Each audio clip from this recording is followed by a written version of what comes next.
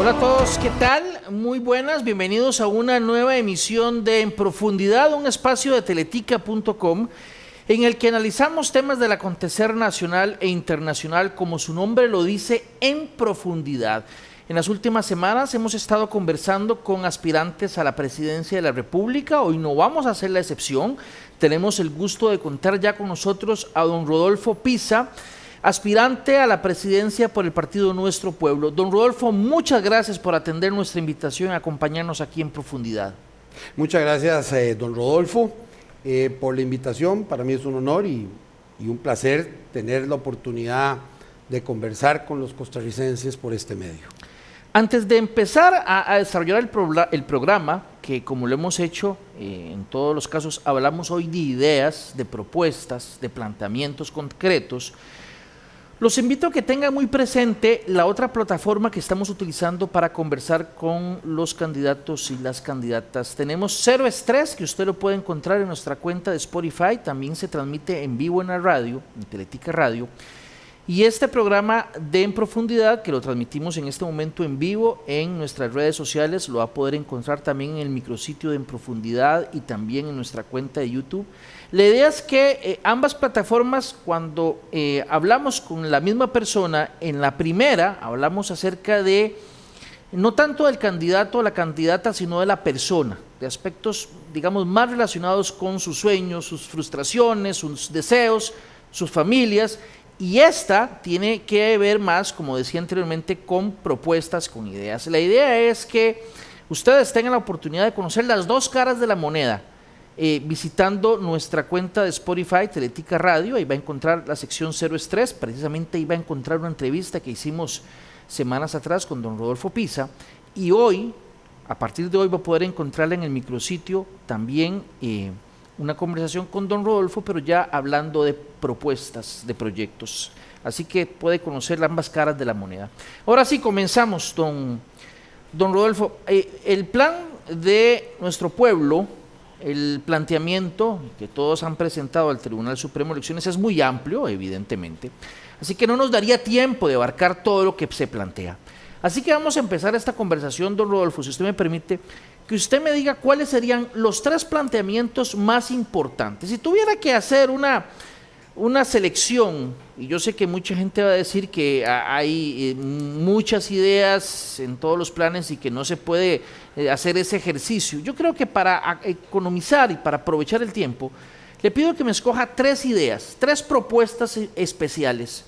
Las mencione en un enunciado inicialmente y empecemos a desmenuzarlas, a analizarlas durante el programa. Si fuera así, entonces, don Rodolfo, ¿cuáles serían esas tres propuestas principales? Bueno, empecemos por la que más preocupa a los costarricenses y con justa razón, el tema de la corrupción. En la corrupción hemos señalado que hay que plantear al menos cuatro ideas y después dos que son complementarias para ciertas áreas de la administración pública. En primer lugar, menos discrecionalidad administrativa, de manera que no haya tanta libertad de los funcionarios y de los jerarcas para escoger libremente, porque entonces tienen más posibilidades de pervertir esa escogencia por otros fines. En segundo lugar, más transparencia, de manera que todos sepamos quiénes son los beneficiarios de los bienes, servicios o contratos públicos y que los procesos sean totalmente transparentes, desde la emisión de un cartel, por ejemplo, en una licitación, hasta obviamente la propia ejecución de una obra pública. En tercer lugar, sobre ese mismo tema de la corrupción, más legitimidad en el sentido legal de la palabra. Eso significa tener más opciones para que más gente pueda impugnar legítimamente, válidamente, las acciones que se puedan considerar violatorias a la ética, y en particular que las personas que denuncian no se vean condenadas o perseguidas por ejercer el derecho de denunciar la corrupción. El primer elemento es para hacer el enunciado inicial, los tres primeros, es el combate a la corrupción. Ya lo vamos a detallar. La idea es en el programa. El segundo es recuperar ahora, después de la pandemia, especialmente el tema de la salud y especialmente el servicio a los ciudadanos y muy particularmente el problema hoy de la atención a la gente, tanto en las listas de espera como en la atención primaria. Vamos a hablar de eso. Y en tercer lugar, me parece a mí que en este momento es la reforma del Estado para ser más eficiente y crear mejores condiciones para que se desarrolle el empleo y el trabajo decente de los costarricenses. Si quiere, lo reduzco en un tema, crear trabajo, sería el tercero. Pero a partir de la reforma, me pareció... una reforma del Estado, okay, porque el papel del Estado tiene que ser dirigido especialmente a proteger y promover la creación del empleo. Ok, entonces a partir de esos enunciados empecemos ahora sí a desmenuzarlos, a analizarlos, y empecemos por este último. Exactamente qué plantea, qué reformar, qué modificar, qué variar para que esa reforma en el Estado implique una generación de empleo. Bueno, lo primero es dar seguridad jurídica, saber a qué atenerse. Si la población, si los emprendedores, los trabajadores no saben a qué atenerse, no existe ninguna posibilidad de crecer. Y eso implica también una cosa que es muy puntual, pero que es esencial, es reconocer el título equivalente a la propiedad o a un derecho real de más de cientos de miles de costarricenses que viven en las costas, en las fronteras, en las islas, alrededor de las ciudades y en el campo, que no tienen título y que viven en precario por culpa de una legislación absurda, una regulación absurda que les impide titular por regulaciones urbanísticas o por regulaciones de otra naturaleza. En segundo lugar, respecto de la creación de empleo, obviamente hay que tener un marco macroeconómico, unas finanzas públicas, yo he sido muy insistente en eso, sin eso no es viable, equilibradas, sin eso no es viable dar esa seguridad para las inversiones y además eso implica un aumento del costo del crédito para los ciudadanos, porque obliga a las entidades crediticias a prestar más caro. En tercer lugar, relacionado con el tema de la reactivación del empleo, es obviamente bajar las cargas sobre el trabajo. Es decir, nosotros tenemos una regulación tributaria en el sentido amplio de la palabra o de cargas sociales que es muy alta y eso lo que hace es disminuir las posibilidades de crear empleo. Y eso hay que facilitar que más bien la gente se pueda inscribir. No estamos proponiendo quitar las cuotas de salud ni de pensiones del Seguro Social, pero las demás deben ir bajando para facilitar la creación del empleo. La cuarta es facilitar el paso de la informalidad a la formalidad, y eso significa eliminar por lo menos el 70% de las trabas que no nacen de una ley, que nacen de reglamentos y decisiones administrativas que debían eliminarse, no simplificarse el trámite, eliminarse, porque la gente tiene que tener claro que es fácil pasar de esa informalidad, donde está casi la mitad de la población, todavía, para pasarse a la formalidad, y eso nos ayudaría a mejorar los ingresos, por ejemplo, de la seguridad social, aun cuando bajaran las cuotas obrero-patronales. Lo que no se puede es, cuando viene una empresa a inscribirse, que le pongan 20 trabas y le digan, mire, además si es una pulpería que por 5 años o una persona que no pagó por 5 años, digan, bueno, ahora tiene que pagar 10 años atrás.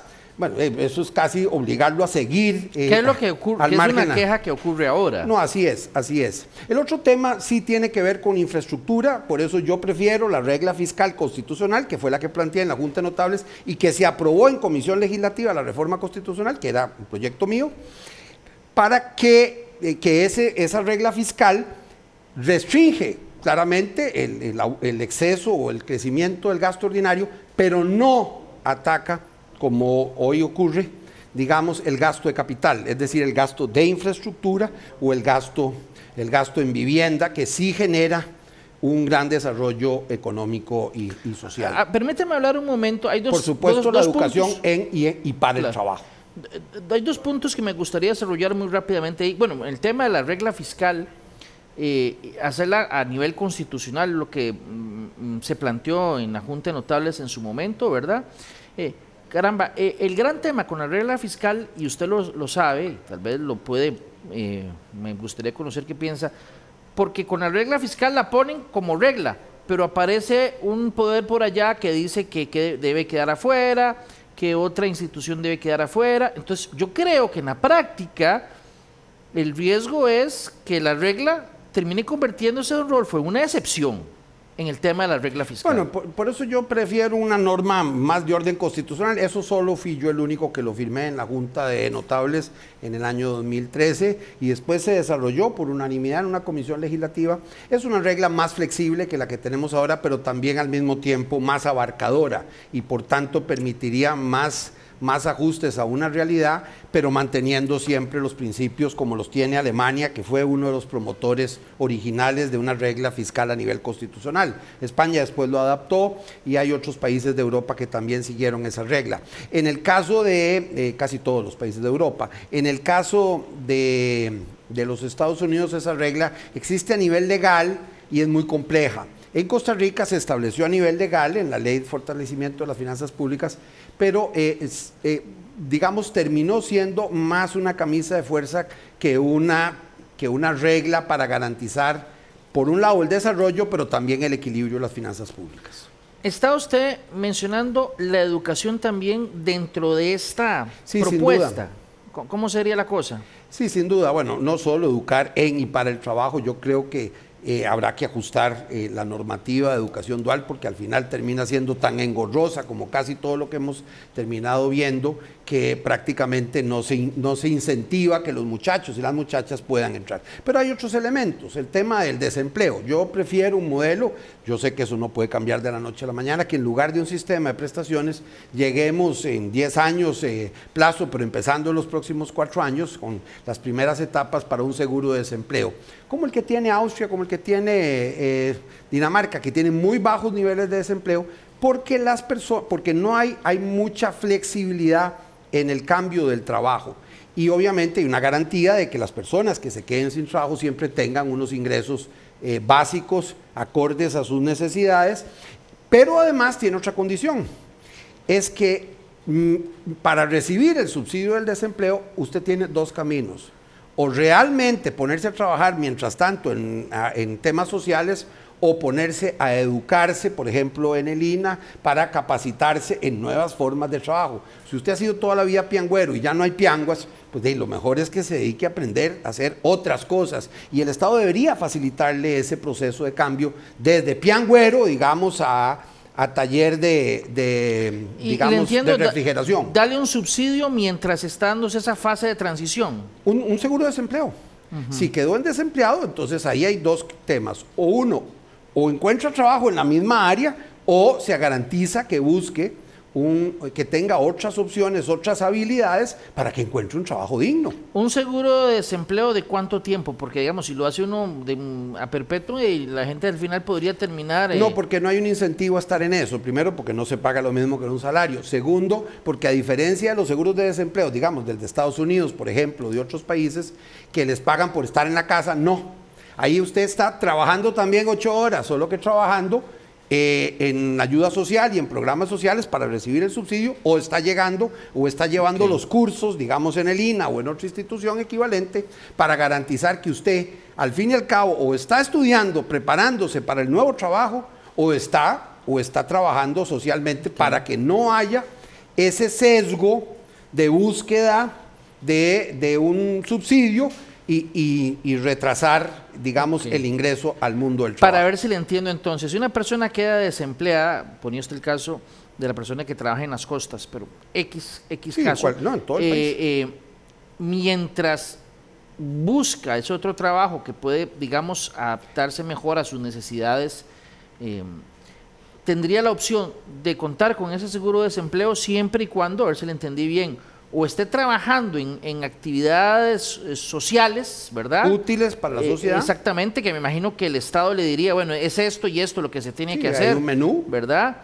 No se le pagaría el equivalente al salario de un trabajo, digamos, como el que estaría buscando, sino es un seguro. Y mientras haga ese trabajo y está buscando trabajo, digamos, como el que él pretende, o si no, ir a capacitarse en un curso del INA y mientras esté estudiando se le da ese seguro durante el tiempo que está en el curso. Una vez que termina, lo que se busca es que pues se inserte en el mercado laboral con lo que estudió.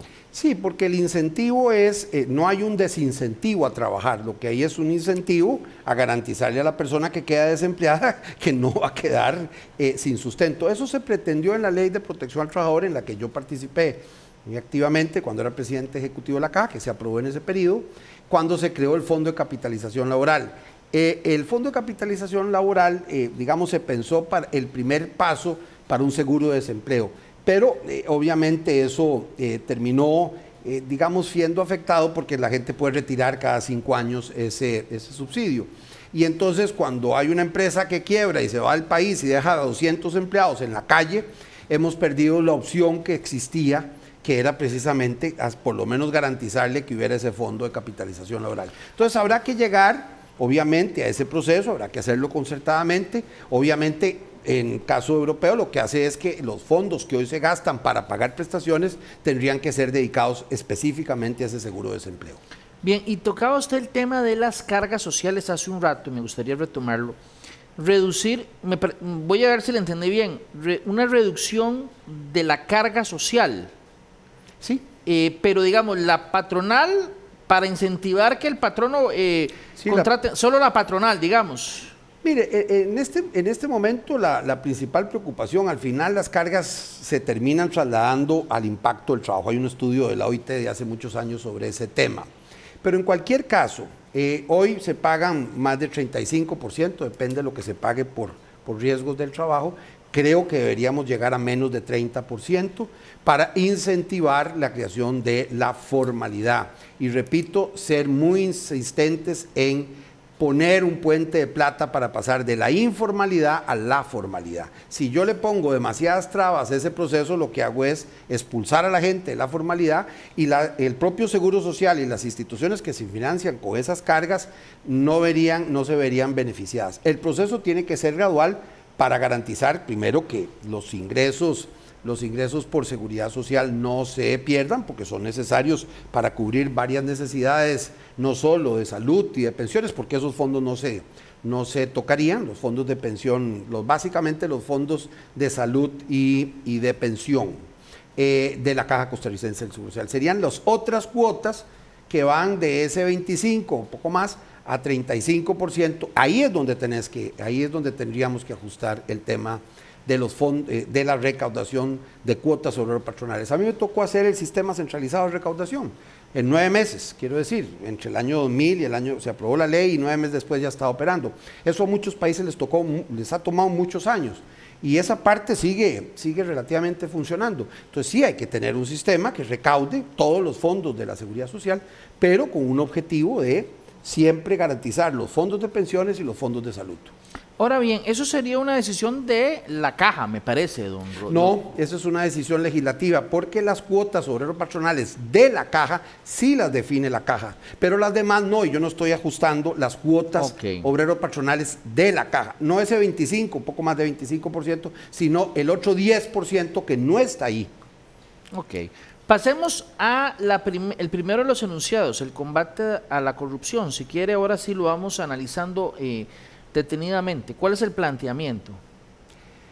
Parece, como lo decía, en primer lugar, el tema de menos discrecionalidad administrativa.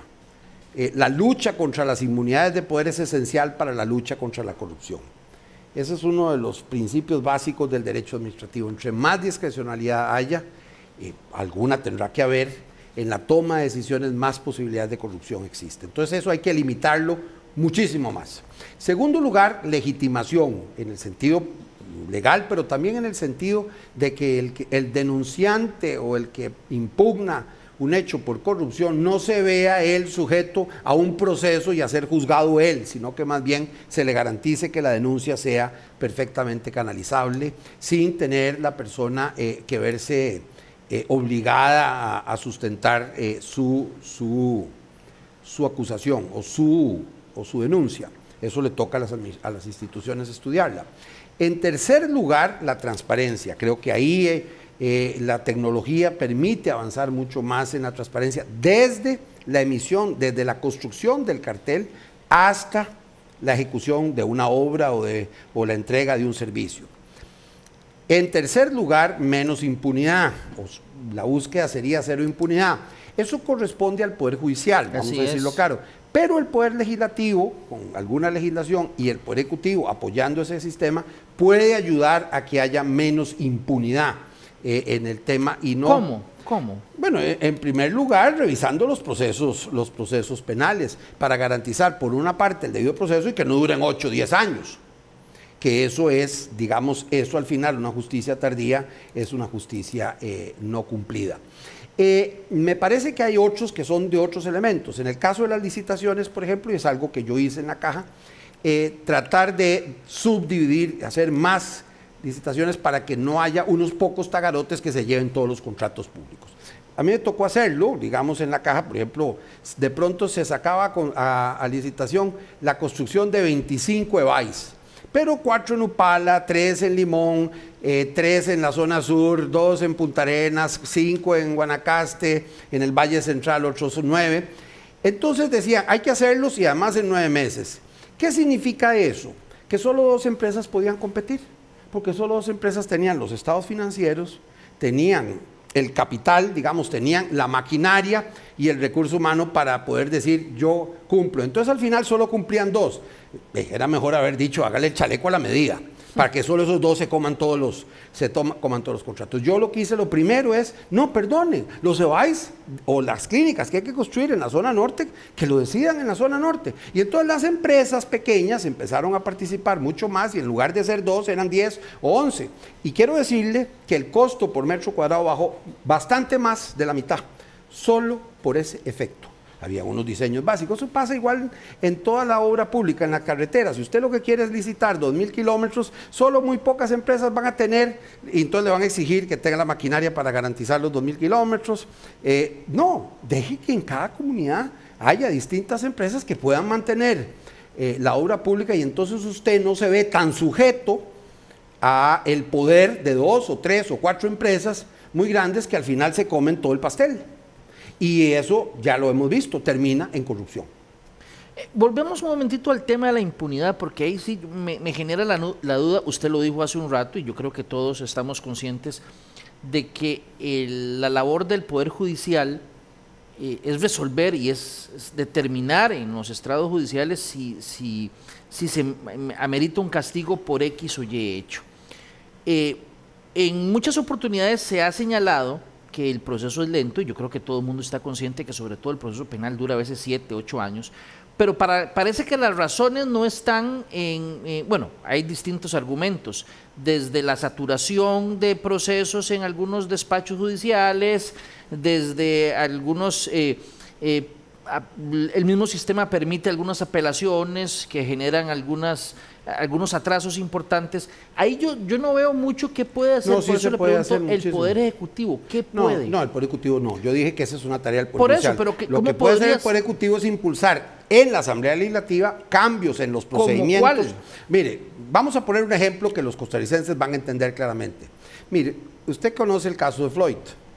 El de Estados Unidos. El de Estados Unidos.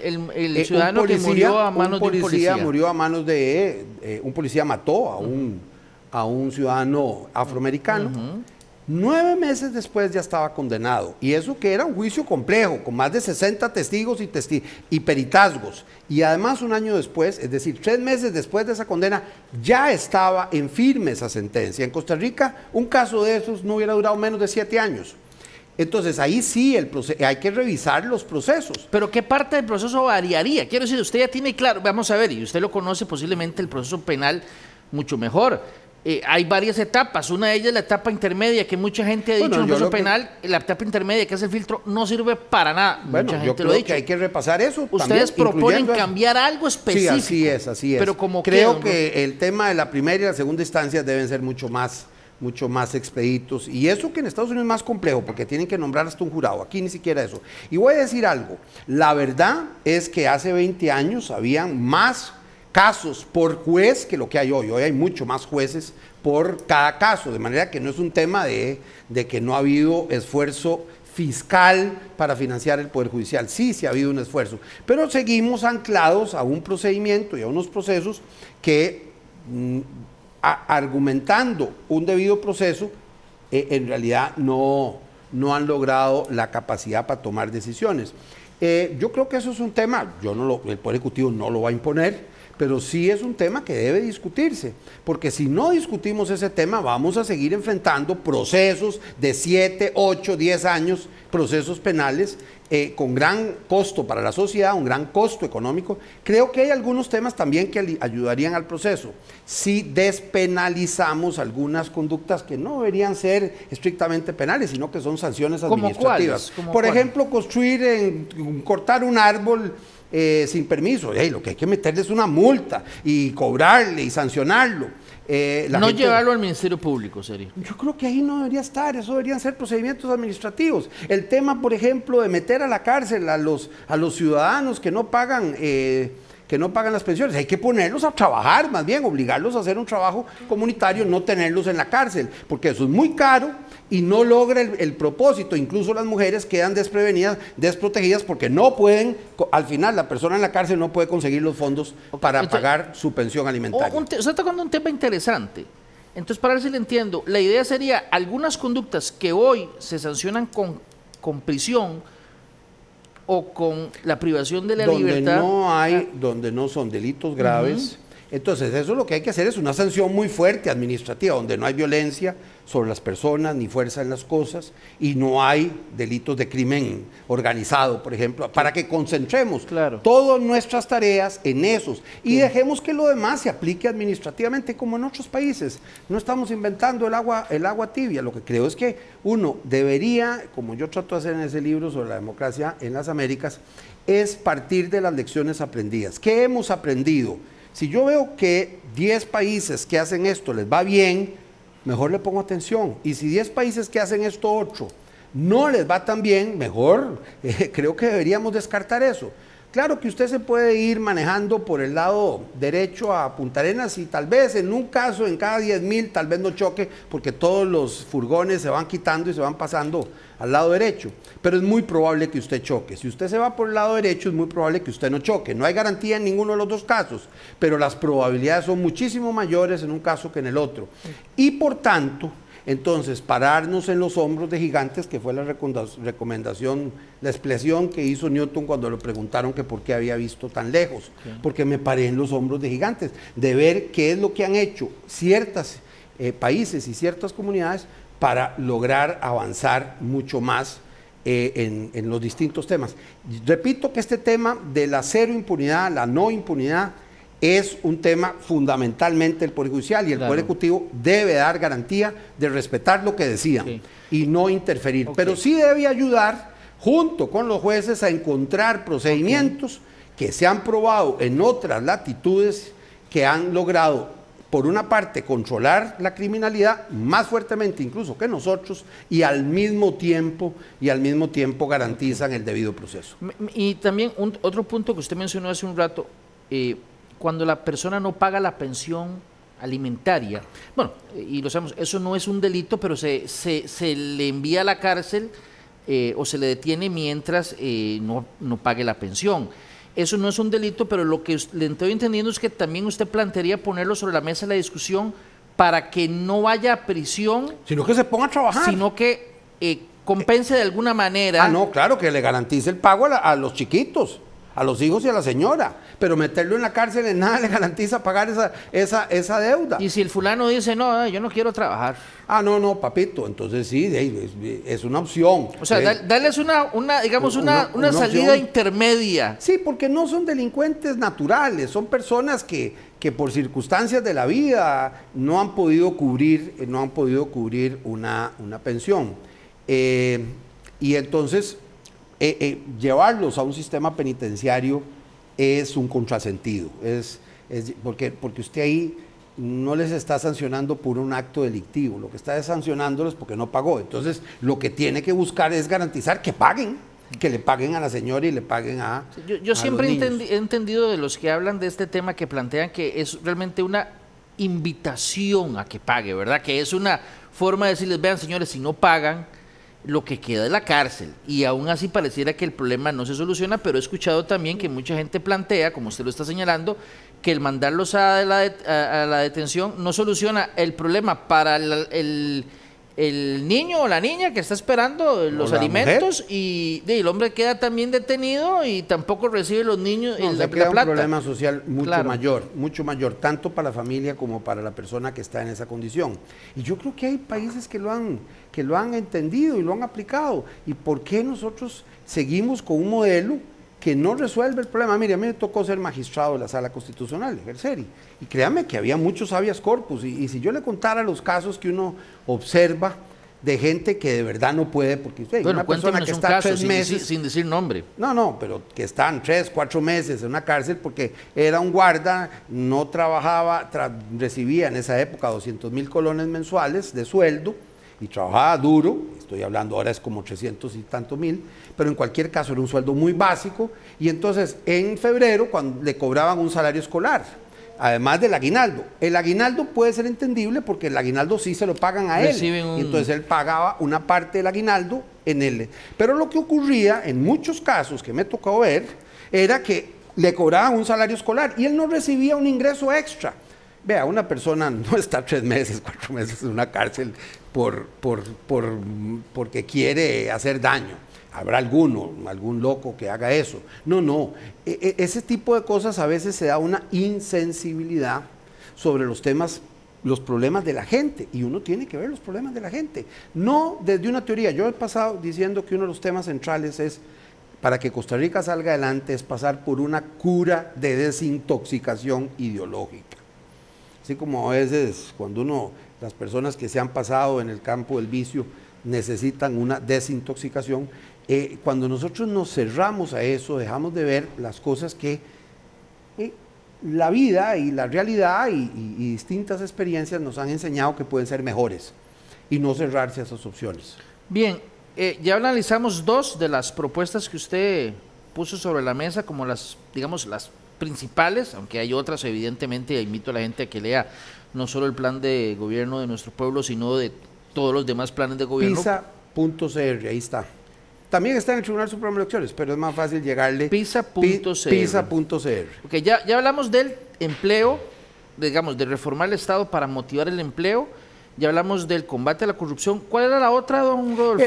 El tema de salud, que está ya hablamos un poquito dentro de eso del tema de educación. Por supuesto que hay muchos temas. Está el tema de la agricultura, de la infraestructura, que también es necesario para crear empleo. Pero ya lo hablamos un poco en la regla fiscal de que no se debería limitar ni para vivienda ni para construcción de obra pública, siempre y cuando buscando los equilibrios, pero no debería haber ese límite para ellos. Pero en el caso de salud, me parece que pasada esta etapa de la pandemia, y todavía nos queda un rato y tendremos que seguir acatando resoluciones y normas, creo que, y ojalá vacunándonos todos, así claramente, creo que el tema que sigue es cómo le garantizamos a los ciudadanos que el servicio sea pronto y cumplido. Es decir, que la gente que además de pagar a las cuotas de la seguridad social o que es asegurado por cuenta del Estado, no tenga que hipotecar la casa o pedirle a toda la familia para lograr resolver su problema fuera de la institución, porque en muchos casos algunas cirugías tardan 3 años, y créame que una persona que necesita un reemplazo de cadera o un problema en la espalda que le impide caminar, que está en una silla de ruedas hace 2, 3 años, no darle la cita significa casi condenarlo a vivir en circunstancias no solo de mucho dolor, aunque le den los medicamentos más poderosos, sino que le impiden trabajar, le impiden desarrollarse, le impiden la alegría que significa. Viera que la cantidad de decenas de miles de personas que tienen problemas de pterigión y de cataratas, es un tema que se resuelve relativamente fácil. Cuando yo fui presidente de la Caja, para decirlo claramente, las listas de espera se bajaron a mucho menos de la mitad.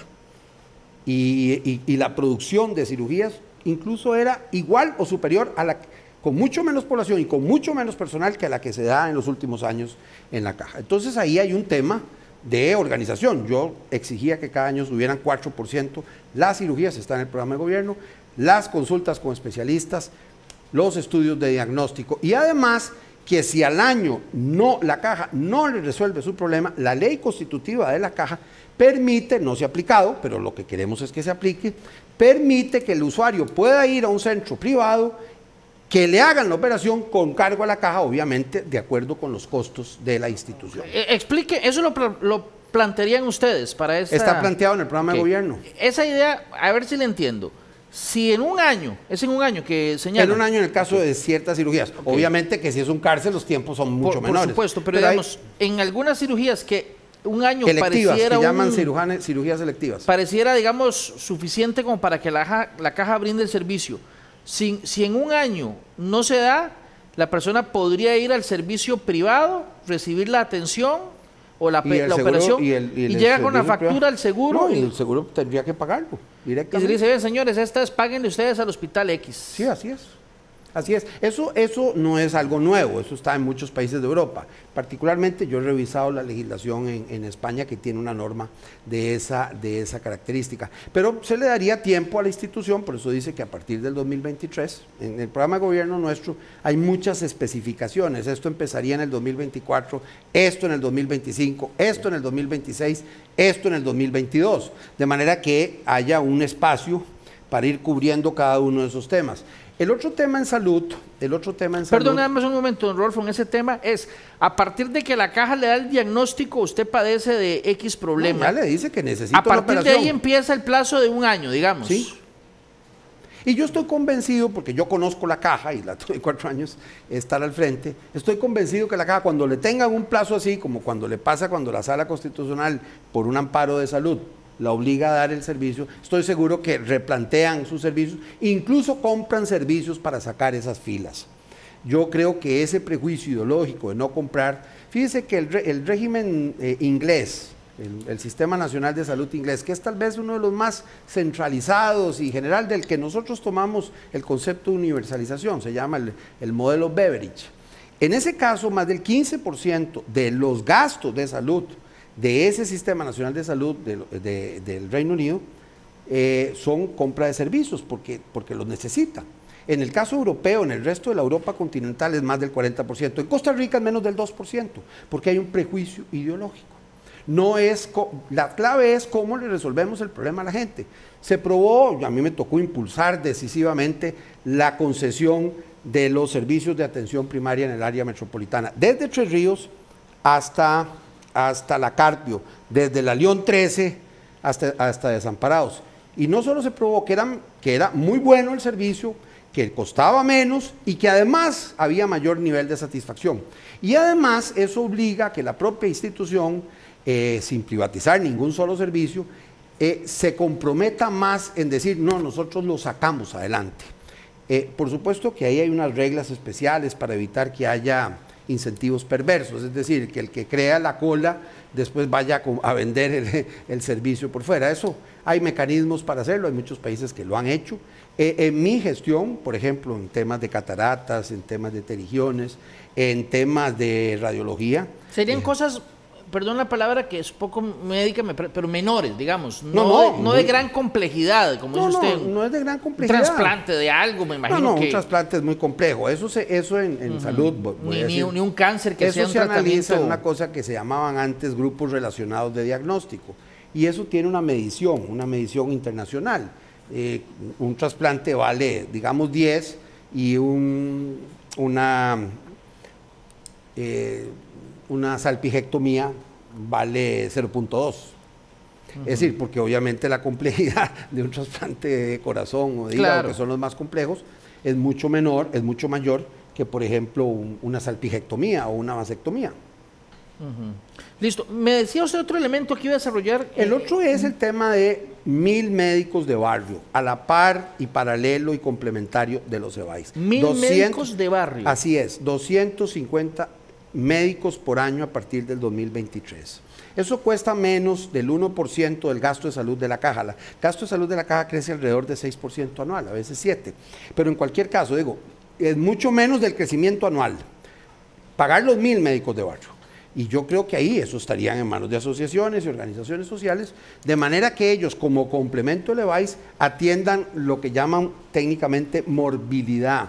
y que puedan obviamente recetar los medicamentos que tendrían que recoger o que se los podría mandar por correo. Va a hacer visitas a domicilio, digamos, el médico. Sí, digamos, para poner un ejemplo, yo creo que cuesta mucho entenderlo si uno no conoce el modelo. Es el General Practitioner en inglés o en Francia. Hay muchas películas que hablan de esos médicos de barrio en Francia, de manera que uno lo ve visiblemente. Una película francesa reciente, muy bonita, en que un africano le toca ir a un pueblo y ser médico de barrio. Es médico de una comunidad.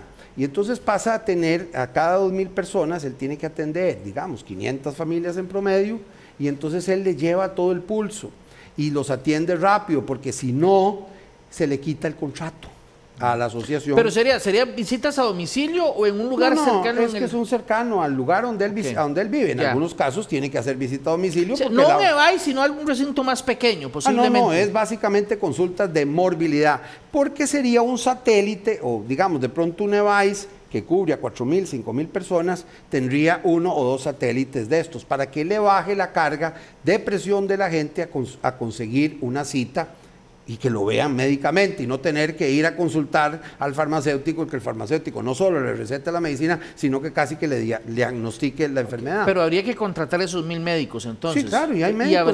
Y habrá recurso humano para llenar esas... sobran. Créame que 1.000 médicos generales en este país o médicos de familia, que sería el objetivo, hay una oferta muy importante y además sería un crecimiento de 250 por año, se les garantizaría un ingreso decoroso. No serían funcionarios de la institución, sino de la asociación, o de la cooperativa, pero en cualquier caso... sería por cooperativa, digamos. Sí, porque es muy complejo pagarle a cada persona y eso se podría confundir con un contrato laboral. No, es encontrar básicamente a partir del modelo de las cooperativas, de la concesión, digamos, de servicios de salud, de atención primaria, es una atención primaria, es importante apostarle a eso, la gente tiene que saber, y sobre todo la gente más pobre, tengo un médico al que yo puedo acudir y ese médico me tiene que responder a mí, ese médico o esa médico. Y yo creo que eso es un complemento, eso no va a quitar ningún servicio de emergencias, ni si hay una emergencia puede ir al hospital o a la clínica donde hay atención de emergencias, o puede ir al EVAIS. Solo que en el EVAIS empezaron, yo fui uno de los impulsores de los EVAIS, yo fui director de Reforma del Estado, cuando Reforma del Estado es uno de los que firmó el plan de reforma del sector salud, y después me tocó ejecutarlo a partir del 98 como presidente ejecutivo de la Caja. Entonces, esa reforma del sector salud, que fue esencial, y que fue bipartidista, porque aunque no se puso de acuerdo específicamente, la verdad es que hubo una continuidad por unos 10, 12 años de ese modelo, y además el modelo era bueno. Yo abrí más de 100 EVAIS por año, en realidad casi 440, nuevos, no eran puestos de salud que se convirtieron en EVAIS, no eran clínicas que se convirtieron en 3 EVAIS, no, nuevos servicios. Pero resulta que en los últimos 20 años, en lugar de crecer 100 por año, como era mi época, ha crecido, no sé, 15 promedio por año. Y a ese ritmo es muy probable que tengamos una saturación. Y además les hemos puesto unas cargas a los directores de ese país, que son médicos, que prácticamente tienen que pasar 6, 7 horas en tareas administrativas y muy poco tiempo para la consulta de las personas. El médico de barrio, por eso es un complemento. Él lo que va a hacer es básicamente atender los problemas de enfermedad y de consultas de lo que se llama técnicamente morbilidad. Hay otros temas, pero me parece que alrededor de ese tema puede haber un cambio muy sustantivo y yo debo decirlo, yo sé de qué se trata.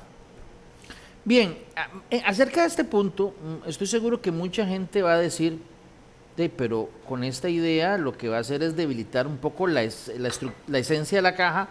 Con las dos ideas va a plantear alguien, porque va a generar unas cooperativas que van a terminar haciendo una función específica para estos médicos de barrio, y el tema de que termine el servicio privado haciendo el servicio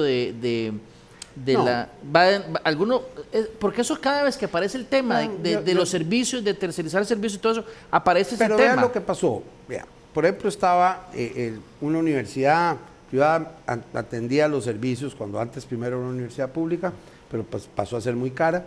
Entonces atendía los servicios de atención primaria de Montes de Oca, San Pedro Montes de Oca, toda la zona de Montes de Oca, de Curriabat y una buena parte de Tres Ríos. De pronto la Caja quiso institucionalizarlo y hizo un estudio diciendo que costaba menos. Y claro, apenas empezó a operar, el propio gerente financiero dijo, va a costar 40% más, es más caro. Entonces, no es cerrar ningún servicio, al contrario, es eliminarle la carga que están teniendo hoy los profesionales de salud para que puedan atender realmente lo que necesitan. Y eso, sumado todo eso junto, no llega al 3% del presupuesto de la caja. Repito que cada año aumenta 6%. Entonces, de manera que, aún sumando todo ese tema de tercerización, no le llegaría usted al 3%. Pero voy a agregar algo, es decir, el 97% es básicamente gasto público, como se hizo en mi época. A mí me acusaron me acusaban de tener superávit. Bueno, digo, que querían que tuviéramos déficit. Digo, porque yo todos los años me decían, es que don Rodolfo tiene superávit. Sí, claro, y la recaudación subía a un promedio de 8% en términos reales, anuales. Y por supuesto que además no crecía el gasto, no crecían las plazas crecían de 500 a 600 plazas por año, no las 3.000 que crecieron entre el 2008 y el 2010 por año, eso que llevó a casi a una quiebra de la caja. Hoy hay casi el doble de empleados que los que había hace 20 años, cuando la población no ha crecido en esa proporción. Entonces hay que tener mucho cuidado, habrá que seguir creciendo, pero vamos a concentrarnos en las cosas en que la caja es mucho mejor. Por ejemplo, en los servicios sofisticados, en atender, por ejemplo, el tema de la pandemia. En eso, yo no creo que haya problema en decir claramente que eso yo quiero que siga estando en manos de la caja. Y que además, estoy convencido de que incluso ese método del año o de los médicos de barrio va a ver ayudar. Obviamente hay otras tareas para garantizar mayor girocama, es decir, menor estancia hospitalaria.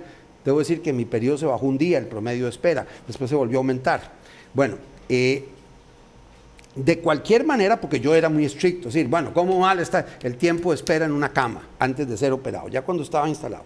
Entonces pasó de 6.4 días a 5.2, una cosa así, después volvió.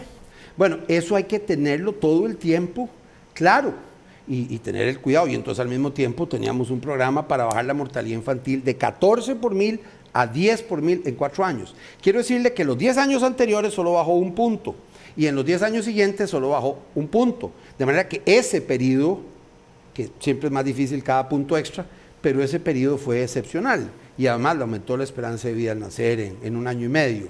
Ha aumentado 2 años en los últimos 20 años, pero es que en ese periodo aumentó en 4 años. Y eso se puede hacer. Don Rodolfo, hay varios, se nos está acabando el tiempo, pero hay varios temas que me gustaría conocer su opinión. Recope, este tema del Recope, cada elección siempre toma fuerza y se discute qué hacer con Recope. ¿Qué piensa usted de Recope? Yo creo que debe romperse el monopolio, para empezar. A mí el tema de si es público, yo no tengo especial. Yo creo que Recope compitiendo podría competir, pero compitiendo, y que el ciudadano pueda escoger. Me parece que yo ayudé en una acción de inconstitucionalidad contra el monopolio del Recope en el año 95, la sala lo rechazó, porque en el interregno hubo una ley aprobada por 2/3 de la Asamblea Legislativa, digamos, bipartita, que quiso garantizar que otra gente traiga, importe el combustible y lo distribuya. Sí, pero en competencia con Recope, y el Recope puede seguir jugando en la función. Hay un tema del oleoducto, hay un tema de los tanques que pueden y deben seguir operando. Nosotros hemos roto monopolios, el INSE rompió el monopolio, y la verdad que en beneficio de los costarricenses. Exploración y explotación de recursos. Mire, yo no soy muy amigo de eso, pero creo que ese tema debería plantearse en un referendo y que sea el pueblo el que lo decida. Yo ahí preferiría no, pero debo decir que sí, que esas cosas que son de muy largo plazo y que dividen a una sociedad, debería la gente poder oír los argumentos a favor y los argumentos en contra claramente. No es hacer 10 referendos, ¿verdad? Es hacer un solo referendo con 4, 5 o 6 preguntas para que, digamos, en las mismas elecciones de medio periodo, digamos, municipal, para que no haya que gastar más plata, hay una papeleta donde usted tiene que marcar a favor o en contra de alguna de esas ideas. Eso es lo que se hace en Suiza, eso es lo que se hace en California, digo, para que no digan que son cosas que son inviables, y se hace mucho antes de incluso la tecnología actual, de manera que sí, es perfectamente posible. Es más fácil verificar una lista de 6 preguntas, si no, muy rápidamente que verificar el tema, por ejemplo, en las elecciones municipales. Un referéndum donde se preguntan varias cosas. En un solo referéndum. En la misma hojita, acerca del expediente tal, sí o no, acerca del expediente tal, bueno, sí la o no. pregunta es...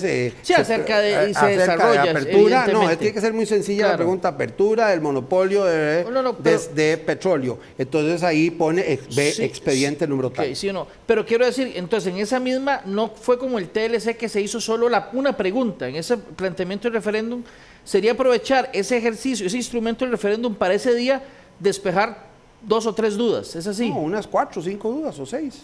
Una sería la exploración de recursos naturales. Ese no es un tema para mí central, no lo Ok, propongo ¿cuáles como serían? central. ¿Cuáles Yo serían? dije que el tema central es el tema de las pensiones de lujo, eso requiere un ajuste constitucional. Sí, porque no se puede llevar a pensión referéndum. referéndum. Así es, pero creo que ese ajuste debería, cuando uno O sea, plantea un habría que cambio, modificar que sacar las pensiones. por lo menos la hay una lista parte de eso que creo que se puede explicar por qué sí se puede preguntar sobre eso. Por ejemplo, cuánto es el grado de aporte del Estado como patrono, debe ser igual que el que dan los patronos como ordinarios, para que no haya ese financiamiento extra de, si las personas quieren tener su propio sistema de pensión y aportar más, pues en buena hora.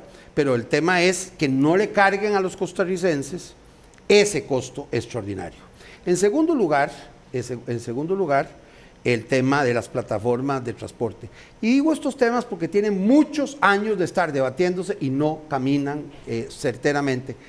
Con la lucha contra las pensiones de lujo sí ha habido un avance en distintas legislaturas, sobre todo la anterior, que hubo bastantes recortes, pero en todo caso queda algo pendiente y entonces me parece que ese tema debería plantearse. El tema de las plataformas de transporte, llevamos 4 años o 5 años discutiendo ese tema, si debe haber Uber o Didi o el taxi, bueno, que lo decían los costarricenses. ¿Qué quieren que hagamos? Es decir, la gente me critica porque yo a esos temas digo, ¿por qué no se lo preguntamos al pueblo? Yo no le tengo temor. Si nosotros tomamos como democracia la decisión de consultarle al pueblo quién es el presidente, quiénes son los que le van a dirigir el país y quiénes son los diputados, ¿por qué razón no le podemos preguntar cosas concretas? Y además que están previstas en la propia Constitución. Don Rodolfo, nada más alguien preguntaba por acá, hace un rato la vi, cuando usted hacía referencia a la morbilidad en el proyecto o en la idea de los 1000 médicos. Sí, de barrio. ¿Qué vamos a entender por morbilidad? Plantea alguien por acá. Básicamente las consultas médicas tradicionales, no lo que hace una TAP, no lo que hace, sino la consulta del médico general. Okay. Don Rodolfo, ahora sí, me decía usted la dirección para que la gente encontrara su propuesta, su plan de gobierno. Sí, ¿Me la repite, por favor? PISA.cr, creo que es HTTP, /, pero si uno busca PISA CR encuentra. PISA.cr. PISA con una Z, y recuérdense que es partido Nuestro Pueblo, morado y azul, casi como un partido entre la Liga y Cartago. Don Rodolfo, muchísimas gracias por acompañarnos hoy aquí en esta edición de En Profundidad. Muchas gracias. Creo que es importante que en estas vacaciones y en estas Navidades no solo valoremos el espíritu que Dios nos legó, sino también las decisiones que vamos a tomar a partir del próximo año en beneficio del país. Y gracias a ustedes por acompañarnos. Si Dios lo permite, los esperamos la próxima semana en una nueva entrega de En Profundidad. Les recuerdo que este programa lo vamos a repetir hoy en las mismas plataformas a las 8 de la noche. También lo va a encontrar en nuestra cuenta de YouTube y también lo va a poder encontrar a partir de mañana en el micrositio de En Profundidad en teletica.com. Ahí puede encontrar no solo la entrevista de don Rodolfo, sino todas las entrevistas que hemos hecho a lo largo de estas semanas relacionadas con la campaña política electoral del 2022 y por supuesto las que vendrán las vamos a colocar en esas mismas plataformas. Así que si Dios lo permite, tenemos una cita el próximo viernes. Hasta entonces.